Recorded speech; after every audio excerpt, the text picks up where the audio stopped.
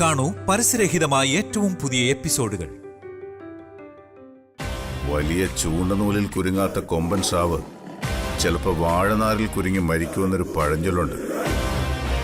നിന്നെ നേരിടാൻ ഈ ജയപ്രകാശ് വക്കീൽ തന്നെ ധാരാളമാണ്. നിനക്കുള്ള ജീവപര്യന്തം അവിടെ ഒരുങ്ങിക്കൊണ്ടിരിക്കുക. അത് മറക്കണ്ട നീ. എന്റെ പൊന്നടിക്ക്, എനിക്ക് നിങ്ങളോട് ആരോട് ഒരു വിരോധവും ഇല്ല. പക്ഷേ എന്നെ ഉപദ്രവിക്കാൻ വരരുത്. വന്നാ ഞാൻ തിരിച്ചുപദ്രവിക്കും. ഇപ്പൊ തന്നെ ഞാൻ അമ്മ തുറന്നു വിട്ടേക്കാം.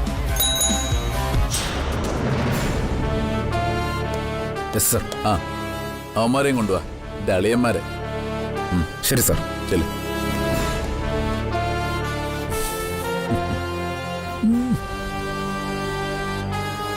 ഇപ്പൊ കൊണ്ടുവരും.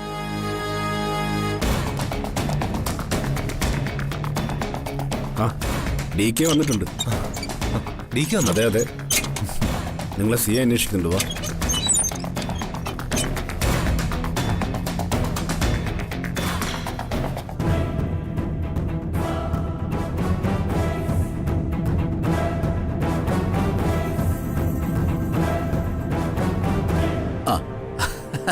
വന്നല്ലോ.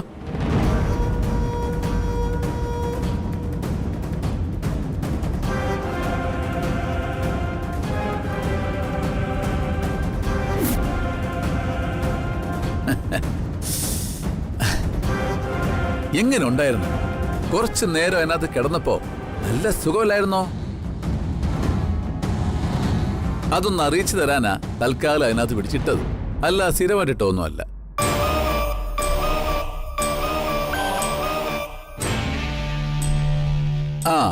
ഇനി സ്ഥിരമായിട്ടിടണമെങ്കിൽ നമുക്ക് പിന്നെ നോക്കാം.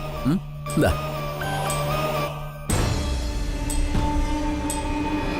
അതെ, ഇനി മേലാൽ ഒരുത്തനും എന്റെ പിന്നാലെ ഒന്ന് ഭീഷണിപ്പെടുത്താൻ നിൽക്കരുത്. പ്രത്യേകിച്ചും പ്രിയയുടെ കാര്യത്തില്. ഡി കെ, പ്രിയയുടെ കാര്യത്തിൽ നിന്ന് നിങ്ങൾ പിന്മാറണം. ഈ വക്കീലിനെ കൊണ്ട് അവളെ കല്യാണം കഴിപ്പിക്കാനുള്ള എല്ലാ പദ്ധതികളും ഇവിടെ വെച്ച് അവസാനിപ്പിക്കണം. അളിയ, എന്താടാ? അളിയന്റെ സ്വീകരണം ഞങ്ങൾക്ക് നല്ലതുപോലെ ഇഷ്ടപ്പെട്ടു. ഇതിനുള്ള മറുപടി അളിയന് ഞങ്ങൾ തരുന്നുണ്ട് കേട്ടോ. ആയിക്കോട്ടെ. ഇപ്പൊ എന്തിനാ തുറന്നു വിട്ടത്? കുറച്ചു നേരം കൂടി അതിനകത്ത് ഇടായിരുന്നില്ലേ? അവിനാശ്, പ്രിയയെ കല്യാണം ആലോചിച്ചത് ഞാനാ. ഇവരാരും നിർബന്ധിച്ചതുകൊണ്ടല്ല, എനിക്കിഷ്ടപ്പെട്ടതുകൊണ്ടാണ്. ഇനി അവൾക്ക് വേറെ എത്ര ബന്ധങ്ങൾ ഉണ്ടായിരുന്നെന്ന് ആരോപിച്ചാലും എനിക്കറിയാം പ്രിയ എന്താണെന്ന്. അതിനപ്പുറം നിങ്ങളുടെ ഭീഷണിയൊന്നും നടക്കത്തില്ല.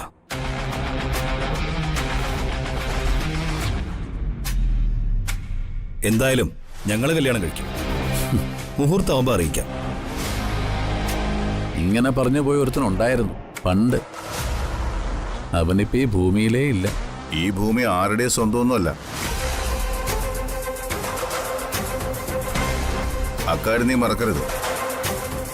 ഈ ഭൂമി സ്വന്തമാണെന്നും ഇതിൽ ഒരുപാട് കാലം ചക്രവർത്തിയെ പോലെ അഹങ്കരിച്ച് ജീവിക്കാമെന്ന് കരുതിയവരൊക്കെ ജീവിതം പൂർത്തിയാക്കാതെ ഭൂമി വിട്ടു പോയിട്ടുണ്ട്. അങ്ങനെ അഹങ്കരിച്ചവരെയൊന്നും അധികം വാഴ്ത്തിയ ചരിത്രമില്ല. അത് ഓർമ്മ വേണം നിനക്ക്.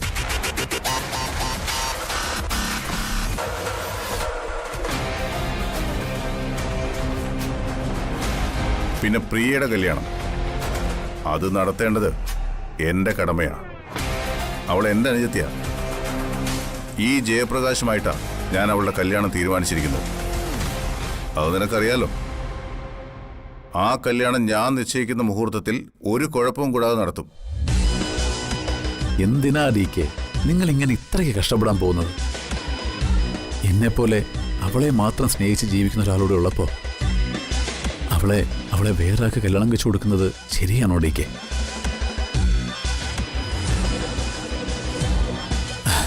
ഒരു കാര്യം ചെയ്യും, ഞങ്ങളുടെ കല്യാണം നടത്തിയതാ.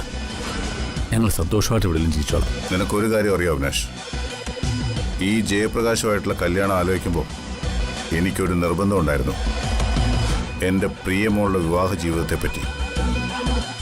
നീ എത്ര വഴി തടഞ്ഞു നിന്നാലും ഈ ജയപ്രകാശിൻ്റെയും പ്രിയയുടെയും വിവാഹം ഞാൻ നടത്തിയിരിക്കും.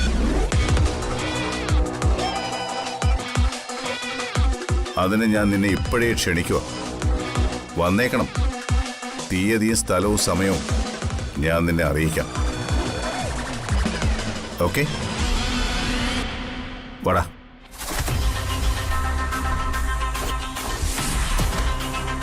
ആ വക്കീലേ,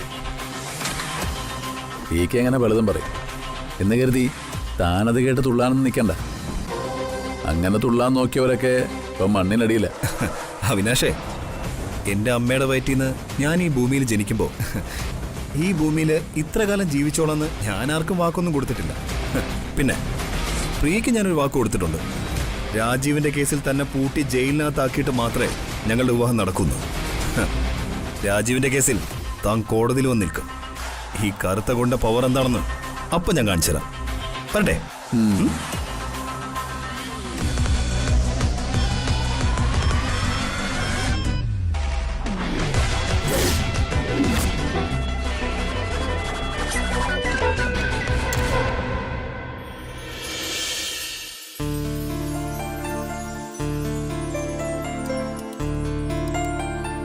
ചായ.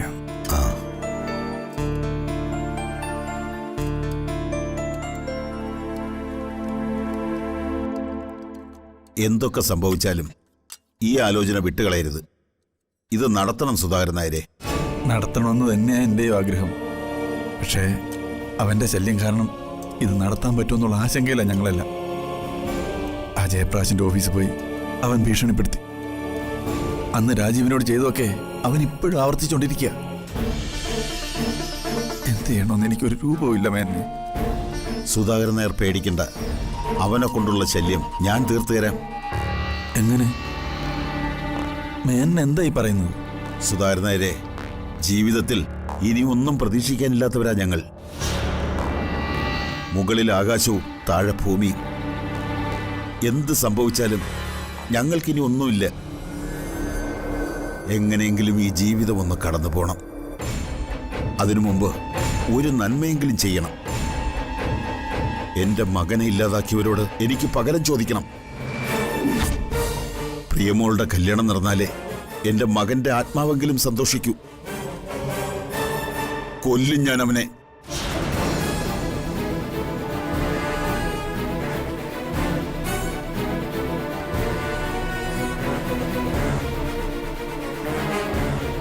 അവനെപ്പോലുള്ള ദുഷ്ടന്മാര് ഈ ഭൂമിയിൽ ജീവിക്കാതിരിക്കുന്നതാ നല്ലത്. ഓരോ മനുഷ്യജന്മത്തിനും ഓരോ നിയോഗമുണ്ട്. എന്റെ ജന്മത്തിന്റെ നിയോഗം അവനെ കൊല്ലാനാണെന്ന് ഞാനങ്ങ് വിചാരിച്ചോളാം. ഇനിയുള്ള കാലം ജയിലിൽ കിടന്നാലും എനിക്ക് കുഴപ്പമൊന്നുമില്ല.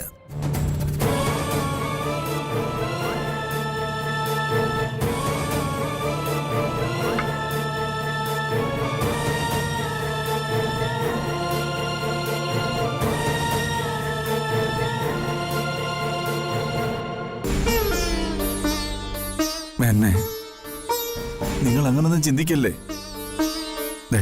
കൊലപാതകം ഒന്നിനും ഒരു പരിഹാരമല്ല. ഞങ്ങൾക്ക് വേണ്ടി നിങ്ങൾ ജയിലിൽ പോകാനോ?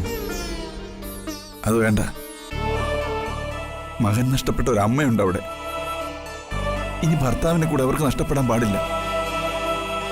ആ ശാപം കൂടി തലയിലേറ്റാൻ എനിക്ക് വയ്യ മേനെ. അതോർത്ത് സുധാകരൻ നായർ വിഷമിക്കണ്ട. എന്നോട് കാര്യം പറഞ്ഞത് അവള് തന്നെയാ. അതെ, അവനെ കൊന്നിട്ടാണെങ്കിലും ഈ കല്യാണം നടത്തണമെന്ന് എന്റെ ഭാര്യ തന്നെയാ എന്നോട് പറഞ്ഞത്. സുധാകരൻ നായരെ, ധൈര്യമായിട്ട് കല്യാണത്തിനുള്ള തീരുമാനവുമായി മുന്നോട്ട് വയ്ക്കും. അവനെ ട്രാപ്പിലാക്കാനുള്ള കെണി ഞാൻ ഉണ്ടാക്കിത്തരാം. അവനിനി നിങ്ങളെ ആരെയും ശല്യപ്പെടുത്താൻ വരില്ല. അതുപോലെ രാജീവിന്റെ കൊലക്കേസിൽ അവന് ജീവപര്യന്തം കിട്ടുമെന്നാ ജയപ്രകാശ് പറയുന്നത്. സത്യമാണോ സുധാകരൻ നായരെ?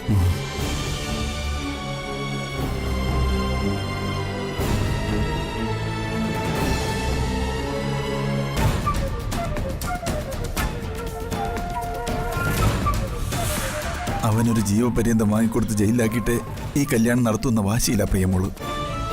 വിവാഹ നിശ്ചയം ഇപ്പൊ നടത്തി വെക്കുന്നേ ഉള്ളൂ.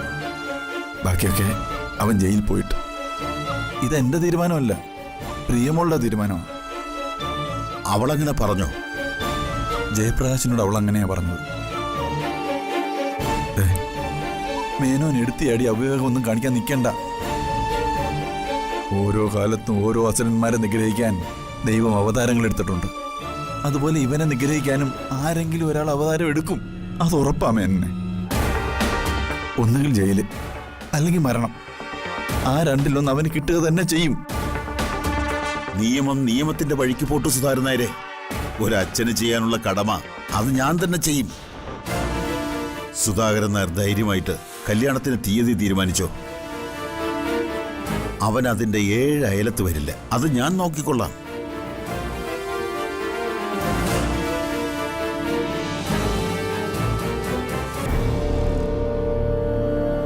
അത് വേണ്ട. ഒരേ ഒരു മകൻ നഷ്ടപ്പെട്ടതിന്റെ ദുഃഖം ആ കുടുംബത്തെ ആകെ തകർത്തിരിക്കുക. അതിനിടയിൽ ഇനി ഒരു ദുരന്തം കൂടി ആ കുടുംബത്തിൽ സംഭവിച്ചുകൂടാ. ഈ തീരുമാനത്തിൽ നിന്ന് മേനോനെ എങ്ങനെയെങ്കിലും പിന്തിരിപ്പിച്ചേ പറ്റൂ. ഞാൻ എന്തൊക്കെ പറഞ്ഞിട്ടും അയാളെ കൊല്ലുമെന്നുള്ള വാശിയില്ല. ഇനിയുള്ള ജീവിതത്തിൽ ആകെ ലക്ഷ്യം അത് മാത്രമാണെന്നാ അയാൾ പറയുന്നത്. അങ്കിൾ പേടിക്കണ്ട, മേനോനോട് ഞാൻ സംസാരിച്ചോളാം. ഹലോ സുധാകരൻ, അറിയോ? നന്നായിരിക്കുന്നു. വന്നിട്ട് കുറച്ചു നേരം ആയോ? ജോലിമോള് വന്ന് പറഞ്ഞപ്പോഴാ ഞാൻ വിവരം അറിഞ്ഞത്. ഞാനിപ്പോ വന്നേ ഉള്ളൂ പത്മ. ഓഹോ, മാരേജിന്റെ കാര്യങ്ങളൊക്കെ എവിടം വരെയായി? ഞങ്ങള് സംസാരിച്ചുകൊണ്ട് നിൽക്കായിരുന്നു. അവിനാശ് വീണ്ടും പഴയ ഭീഷണിയുമായി ഇറങ്ങി തിരിച്ചിരിക്കുക. ജയപ്രകാശിനെ അയാളുടെ ഓഫീസിൽ ചെന്ന് ഭീഷണിപ്പെടുത്തി, അങ്കിളിനെ വഴിയിൽ വെച്ച് ഭീഷണിപ്പെടുത്തി, വീട്ടിൽ ചെന്ന് പ്രിയയെ ഭീഷണിപ്പെടുത്തി. അവന്റെ ഭീഷണി ഉണ്ടെന്ന് കരുതി നമുക്ക് കല്യാണം മാറ്റിവെക്കാൻ പറ്റില്ലല്ലോ. എങ്ങനെയെങ്കിലും അത് നടത്തിയല്ലേ പറ്റൂ. മോനെ, തോറ്റു കൊടുക്കരുത്. ഒരു പെൺകുട്ടിയുടെ ലൈഫാണ്. അവനെ പോലെ ദുഷ്ടനായ ഒരുത്തിന് മുന്നേ തോറ്റുപോയാൽ പിന്നെ ജീവിച്ചിട്ട് കാര്യമില്ല. ഇത്രയും കാലം അവൻ ഇത്രയൊക്കെ ദുഷ്ടത്തരം ചെയ്തിട്ടും എന്റെ മരുമകളുടെ സഹോദരൻ എന്നൊരു പരിഗണന ഞാൻ അവന് കൊടുത്തിരുന്നു. അതുകൊണ്ട് മാത്രം ഇത്രയും കാലം ഞാൻ അവനെ തല്ലി കൊല്ലാതെ വിട്ടത്. മരുമകളുടെ സഹോദരനെ കൊന്നവനെന്നൊരു പേരുദോഷം എന്റെ തലയിൽ വന്ന് വീഴണ്ടെന്ന് കരുതി. പക്ഷെ ഇനി അത്തരം സഹതാപങ്ങളൊന്നും അവനോട് ഞാൻ കാണിക്കില്ല. എന്റെ കൈകൊണ്ട് അവന്റെ ജീവൻ എടുക്കേണ്ടി വന്ന ചിത്ര എന്ത് കരുതുമെന്ന് ഞാൻ എപ്പോഴും ആശങ്കപ്പെട്ടിരുന്നു. പക്ഷെ മരണം എരന്നു വാങ്ങാൻ പിന്നെയും പിന്നെയും പിന്നാലെ വന്നാൽ അവനെ കൊല്ലുകയല്ലാതെ വേറെ മാർഗമില്ല. ഏട്ടാ, ഈ കല്യാണത്തിന് മുമ്പ് അവനെ ജയിലിലാക്കാൻ കഴിയില്ല ഏട്ടാ. അതൊക്കെ കോടതി കാര്യമല്ലേ. വിധി എപ്പോ ഓരോന്നും പറയാൻ പറ്റില്ല. അത്രയും കാലം പ്രിയയുടെ കല്യാണം മാറ്റിവെക്കാനൊന്നും പറ്റില്ലല്ലോ. എന്ന് കരുതി നീ അവനെ കൊന്ന് ജയിലിൽ പോയാ പിന്നെ ഞങ്ങൾക്കാരാ ഉള്ളത്? ഈ കുടുംബത്തിലെ നെടുന്തൂണാണ് നീ. നീ ജയിലിൽ പോകാൻ ഞങ്ങൾ സമ്മതിക്കില്ല. അമ്മേ, ചില കാര്യങ്ങൾ നമ്മൾ എത്രയൊക്കെ ചെയ്യരുതെന്ന് കരുതിയാലും കാലം അത് നമ്മളെ കൊണ്ട് ചെയ്യിക്കും. അത് നമ്മുടെ നിയോഗമാണ്. എത്രയോ തവണ അവനെ കൊല്ലാനുള്ള സന്ദർഭങ്ങൾ ഉണ്ടായിട്ടും അവസാന നിമിഷം ഞാനത് വേണ്ടെന്ന് വെച്ചു. അവനെപ്പോലൊരുത്തൻ്റെ ചോര എൻ്റെ കയ്യിൽ പുരളരുതെന്ന് ഞാൻ കരുതി. പക്ഷെ സമ്മതിക്കില്ല. എന്തൊക്കെ സംഭവിച്ചാലും പ്രിയയുടെ കല്യാണത്തിൽ നിന്ന് നമ്മൾ പിന്മാറില്ല. അതിന് കുറുകെ അവൻ വന്നാൽ അവനെ കൊല്ലുകയല്ലാതെ വേറെ ഒരു മാർഗവും എൻ്റെ മുമ്പിലില്ല.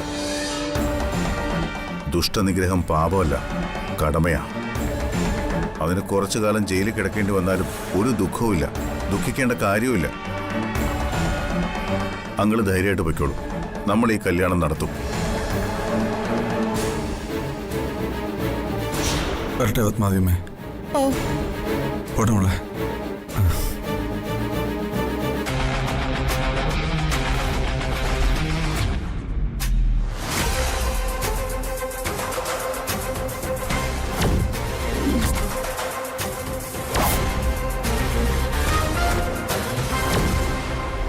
എന്നിട്ട് ഏട്ടൻ എന്ത് പറഞ്ഞു വെച്ചാ? ഈ കല്യാണമായിട്ട് മുന്നോട്ട് വന്നു തന്നെയാ ഡി കെയുടെ തീരുമാനം. അവനെ കൊന്നിട്ടായാലും ഈ കല്യാണം നടത്തുമെന്നാ ഡി കെ പറയുന്നത്.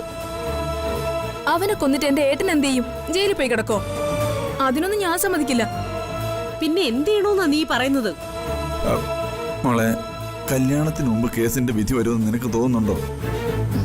എത്ര താമസിച്ചാലും ആ കേസിന്റെ വിധി വന്നിട്ട് മതി അച്ഛാ കല്യാണം. അതുമാത്രമല്ല, എനിക്ക് കുറച്ച് സമയം കൂടി വേണം. ആ, നീയും കുറച്ച് പരീക്ഷണം നടത്തിയല്ലോ, എന്നിട്ട് എന്തായി? അതുകൊണ്ടാ ഇതിപ്പോ ഇത്രയും കുഴപ്പത്തിലെത്തിയത്. നീ ഭാര്യയാണെന്നും പറഞ്ഞ ആ ഭ്രാന്തനിപ്പോ നടക്കുന്നത്. ആലോചിക്കാതെ എടുത്തു ചാടി ഓരോ കാര്യങ്ങൾ ചെയ്യുന്നതിന്റെ ഫലം ഇതൊക്കെ. ആശാലതെ, അവളെ കുറ്റപ്പെടുത്തല്ലേ. അവൾ ഒറ്റയ്ക്കെടുത്ത തീരുമാനമാണെങ്കിലും അവളത് നല്ലതിന് വേണ്ടി ചെയ്തതല്ലേ. പക്ഷേ അവൾ വിചാരിച്ച പോലെ കാര്യങ്ങൾ എത്തിയില്ല, അത്രയല്ലേ ഉള്ളൂ. മോളെ, കല്യാണം ഒരുപാട് നീട്ടിവെക്കേണ്ടെന്ന അഭിപ്രായത്തിലാണ് ജയപ്രകാശും ചേച്ചിയൊക്കെ. മോളെ, അവനൊരു അഡ്വക്കേറ്റ് അല്ലേ. നിയമവും കാര്യങ്ങളൊക്കെ അവനും അറിയാവുന്നതല്ലേ. അപ്പൊ പിന്നെ അവിനാഷിന്റെ കാര്യത്തിൽ നിയമപരമായി എന്തെങ്കിലും ചെയ്യാൻ കഴിയുമെങ്കിൽ അവൻ നോക്കിക്കോളും. നിയമപരമായിട്ട് എന്ത് ചെയ്യാന്നാ അച്ഛൻ എന്തൊക്കെയാ പറയുന്നേ? എന്തെങ്കിലും ഒരു ദുരന്തം സംഭവിച്ചു കഴിഞ്ഞാൽ അതിന്റെ തെളിവും സാക്ഷിയും ന്യായങ്ങളും നിരത്തി ശിക്ഷ വിധിക്കാൻ മാത്രമേ നിയമത്തിന് പറ്റൂ. അല്ലാതെ അത് തടയാനൊന്നും ആരെ കൊണ്ടും പറ്റില്ല.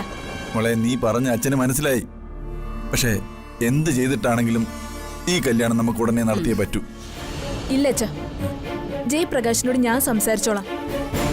എനിക്ക് കുറച്ചുകൂടി സമയം വേണം. അത് അവിനാശിന്റെ ശല്യം കൊണ്ട് മാത്രമല്ല, മാനസികമായി എനിക്കൊന്ന് തയ്യാറെടുത്തേ പറ്റൂ.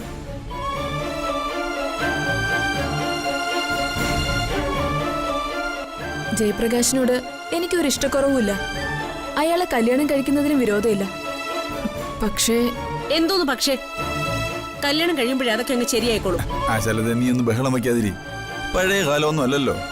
പെൺകുട്ടികൾ അവരുടെ അഭിപ്രായങ്ങളും ആഗ്രഹങ്ങളും തുറന്നു പറയുന്ന കാലമല്ലേ. നിയമം പോലും അവർക്ക് അത് അനുവദിച്ചു കൊടുക്കുന്നുണ്ട്.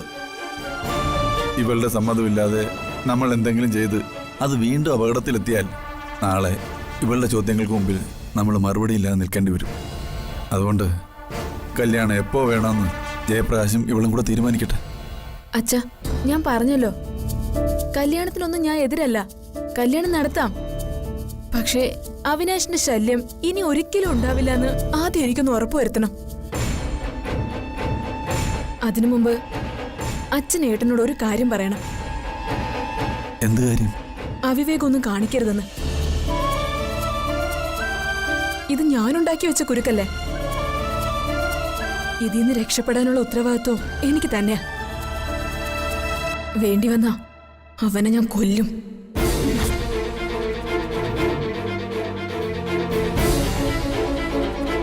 എന്നിട്ട് നീ എന്ത് ചെയ്യും? ജയിലിൽ പോയി കിടക്കോ?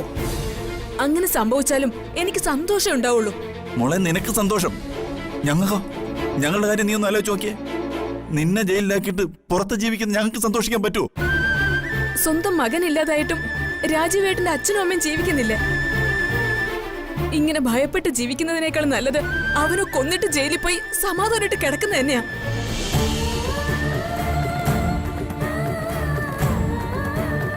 ഈ പെണ്ണിത് എന്തൊക്കെയാ ഈ പറയുന്നത്? അവൾ അവളുടെ വിഷമം കൊണ്ട് പറഞ്ഞതാ. അപ്പോ ഇനി എന്ത് ചെയ്യും സുധേട്ടാ? ഇവള് പറയുന്നത് കേട്ട് വിവാഹ നിശ്ചയം മാറ്റിവെക്കണോ? അവള് അവളുടെ മനസ്സിലുള്ളത് പറഞ്ഞു. പക്ഷേ നമ്മൾ ആ വിവാഹ നിശ്ചയമായിട്ട് മുന്നോട്ട് പോവുക തന്നെ ചെയ്യും. അവൾ എന്തെങ്കിലും പറഞ്ഞാലും നീ അതിന് മറുപടി ഒന്നും പറയാൻ നിൽക്കണ്ട. അതവളെ കൂടുതൽ വാശിയേറ്റിയുള്ളൂ. വളരെ നയത്തിൽ വേണം അവളോട് ഇക്കാര്യത്തിൽ പെരുമാറാൻ.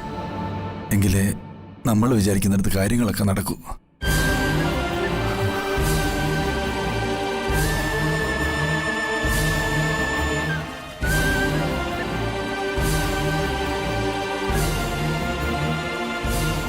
ആ ഹലോ രമേശൻ, ഞാൻ കണ്ടു. 7 days ഓഫറല്ലേ? ഞാൻ മെയിൽ കണ്ടു. പക്ഷേ തൽക്കാലം ആ ഓഫർ സ്വീകരിക്കാൻ എനിക്ക് നിവൃത്തിയില്ല. ഇത്തവണ എന്നെ ഒഴിവാക്കണം. അടുത്ത തവണത്തേക്ക് നമുക്ക് ആലോചിക്കാം. ഇതിപ്പോൾ ന്യൂ ഇയർ കഴിഞ്ഞല്ലേ ഉള്ളൂ. അടുത്ത ഓണം സീസണിൽ ആലോചിക്കാം. അപ്പം ഞങ്ങളും വരാം. ഷുവർ. ഇല്ല രമേശ്, ഇനി പിന്മാറില്ല. അടുത്ത സീസണിൽ ആലോചിച്ചോളൂ. ഉറപ്പായിട്ടും വരാം. Okay, thank you. എവിടെ പോകുന്ന കാര്യമായിട്ടേ പറയുന്നേ? ഹണിമൂൺ ട്രിപ്പിന് പോകുന്ന കാര്യ. ഹണിമൂൺ ട്രിപ്പിനോ? എങ്ങോട്ട്? എപ്പോഴാ പോകുന്നേ? ഉടനെ പോകുന്നുണ്ടോ?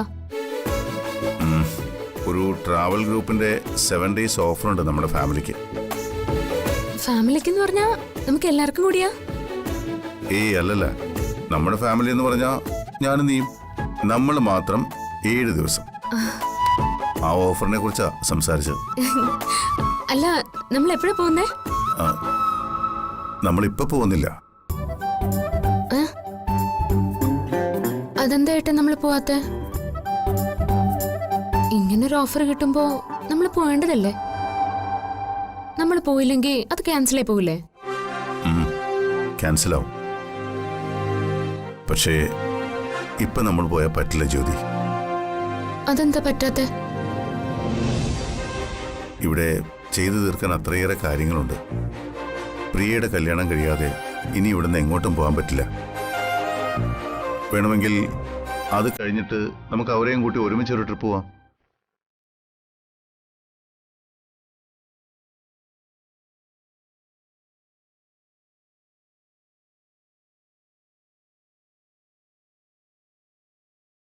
തനിക്ക് വിഷമായോ? ഹണിമൂൺ ട്രിപ്പിന് ഓഫർ വന്നിട്ട് പോകാതിരുന്ന തനിക്കെന്നല്ല ഏതൊരു ഭാര്യയ്ക്കും അത് വിഷമാവും.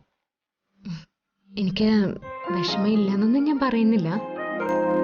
പക്ഷേ എന്നോടും കുടുംബത്തോടും ഏട്ടൻ കാണിക്കുന്ന സ്നേഹവും കരുതലും കാണുമ്പോ ഈ കാരുണ്യത്തിന് എങ്ങനെ നന്ദി പറയണമെന്ന് പോലും എനിക്കറിയില്ല. എടോ, തന്റെ കുടുംബം എന്റെ കുടുംബം എന്നൊന്നും ഞാൻ വേർതിരിച്ച് കണ്ടിട്ടില്ല. ഇവിടെ ഇപ്പോ നമുക്ക് ഏറ്റവും പ്രധാനപ്പെട്ടത് പ്രിയയുടെ കല്യാണം. കുറച്ചും കൂടി സമയം വേണമെന്നാ പ്രിയ പറയുന്നത്. സമയം കൊടുത്താൽ ഈ പ്രശ്നങ്ങളെല്ലാം സ്വയം അവസാനിക്കും? ഒരിക്കലുമില്ല. വീണ്ടും ഇതെല്ലാം വഷളാക്കാൻ അവന് കൂടുതൽ സമയം കിട്ടുകയുള്ളൂ. അതുകൊണ്ട് കഴിയുന്നത്ര വേഗത്തിൽ ഈ വിവാഹം നടത്തുക വേണ്ടത്. അത് താൻ പ്രിയെ പറഞ്ഞെന്ന് മനസ്സിലാക്കണം. ഞാൻ എത്ര പറഞ്ഞാലും അവക്കൊന്ന് തലേ കയറണ്ടേ? അവനാശിന്റെ ശല്യം എങ്ങനെയെങ്കിലും മാറിക്കിട്ടാതെ അവൾ ഇതിനെ സമ്മതിക്കില്ല എന്നുള്ള വാശിയില്ല. അങ്ങനെ വാശി പിടിച്ചിട്ടൊന്നും ഒരു കാര്യമില്ല. പ്രായോഗിക ബുദ്ധിയോടെ കാര്യങ്ങൾ ചെയ്യണം. നമ്മുടെ ജീവിതത്തിൽ നമ്മൾ തോറ്റുപോകുന്ന എപ്പോഴാണെന്ന് അറിയോ തനിക്ക്? ഏതെങ്കിലും ഒരു കാര്യത്തിൽ പരാജയപ്പെടുമ്പോഴല്ല, എടുക്കേണ്ട സമയത്ത് കൃത്യമായ തീരുമാനം എടുക്കാതിരിക്കുമ്പോഴാണ് നമ്മൾ ജീവിതത്തിൽ തോറ്റുപോകുന്നത്. പ്രിയയുടെ കാര്യത്തിൽ ഇനി അത് സംഭവിക്കാൻ പാടില്ല. നമ്മളൊരു തീരുമാനം എടുത്തു കഴിഞ്ഞു. ആ തീരുമാനം നടപ്പാക്കാനുള്ള സമയം മാത്രമേ ഞാൻ അവൾക്ക് കൊടുക്കൂ. അതവൾ എത്രയൊക്കെ കരഞ്ഞാലും വാശി പിടിച്ചാലും ഞാൻ ഈ കല്യാണം നടത്തുക തന്നെ ചെയ്യും. സത്യം പറഞ്ഞ ഇതുപോലൊരു ഭർത്താവിനെ കിട്ടാൻ ലോകത്തെ ഏത് പെണ്ണും കൊതിക്കും. എന്താ പറഞ്ഞേ? അത്രയ്ക്കൊന്നും പുകഴ്ത്തണ്ട. ഒരു ഭർത്താവ് എന്താണെന്ന് ഏറ്റവും കൂടുതൽ അറിയാവുന്നത് അയാളുടെ ഭാര്യയ്ക്ക് മാത്രമായിരിക്കും. അതിന് കാരണം എന്താണെന്നറിയോ? ഭാര്യയും ഭർത്താവും രണ്ടല്ല, ഒന്നാ. ഒരു മനസ്സ്. ഇതൊക്കെ കഥകളിൽ വായിക്കാനും കേൾക്കാനും സ്വപ്നം കാണാനും ഒക്കെ കൊള്ളാം. പക്ഷേ യഥാർത്ഥ ജീവിതത്തെ ഇപ്പൊ നമ്മൾ അങ്ങനെയല്ലോ കാണുന്നത്.